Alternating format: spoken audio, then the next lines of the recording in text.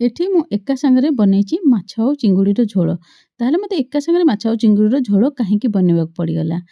ଆଜି ଏଇଟା ଗୋଟେ ନୂଆ ମାଛ ଫାଷ୍ଟ ଟାଇମ୍ ଟ୍ରାଏ କରିବାକୁ ଆଣିଥିଲୁ। ମାଛଟିର ନାଁ ହେଉଛି ମୀର। କଟା ହେଇଯାଇଛି ହୁଏତ ଆପଣଙ୍କୁ ଜଣାପଡ଼ୁନଥିବ, କିନ୍ତୁ ମାଛର ମୁଣ୍ଡର ସାଇଜ୍ଟା ଥିଲା ବହୁତ ଛୋଟ। ନର୍ମାଲି ଆମେ ରୋହି ମାଛ ହିଁ ସବୁବେଳେ ଖାଇବାକୁ ପସନ୍ଦ କରୁ, କିନ୍ତୁ ଆଜି ଏଇ ମାଛଟା ଆଣିଥିଲୁ ଟ୍ରାଏ କରିବା ପାଇଁ। ଆଉ କହିଲେ କି ଏଟା ରୋହି ମାଛଠୁ ବି ବହୁତ ଟେଷ୍ଟି ଲାଗିବ। ଆଉ ମାଛଟା ସତରେ ବହୁତ ଟେଷ୍ଟି ଥିଲା ଆଉ ମିଠା ଥିଲା। ତା ସାଙ୍ଗରେ ମୁଁ ଏଠି ଚିଙ୍ଗୁଡ଼ିର ପ୍ରିପାରେସନ୍ ଏଥିଲାଗି କରୁଛି କି ଅନିକେତର ଜିଦ୍ କି ସେ ମାଛ ଖାଇବନି, ଚିଙ୍ଗୁଡ଼ି ଖାଇବ। ଆଉ ଆଜିକାଲି ଗୋଟେ ରଡ୍ ସେ ଲଗେଇକି ରଖିଛି, ତାର ନନଭେଜ୍ ଖାଇବାର ନାହିଁ ବୋଲି ସେ ଗୋଟେ ରଡ୍ ଲଗେଇକି ରଖିଛି।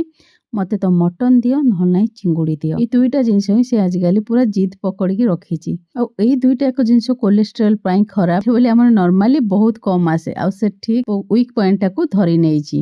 ତେଣୁ ତା ପାଇଁ ଅଳ୍ପ କିଛି ଚିଙ୍ଗୁଡ଼ି ଆସିଥିଲା। ତେଣୁ ମୁଁ କହିଲି ସେ ମାଛ ସାଙ୍ଗରେ ହିଁ ମୁଁ ପକେଇକି ତାକୁ ଝୋଳ କରିଦେବି, ଆଉ ଅଲଗା କିଏ ବା କରିବ। ତା ସାଙ୍ଗରେ ଜଣଙ୍କର ଅର୍ଡ଼ର ଆସିଲା, ଜଣେ କଷ୍ଟମରଙ୍କର, ପୁରୁଣା କଷ୍ଟମରଙ୍କର ଅର୍ଡ଼ର ବି ଆସିଲା। ସେ କହିଲେ ମ୍ୟାଡ଼ାମ୍ ମାଛ କରି ଆଜି ଦରକାର, ଆଉ ଆପଣ ଯଦି ପସିବୁଲ୍ ତାହେଲେ କରିନିଅନ୍ତୁ।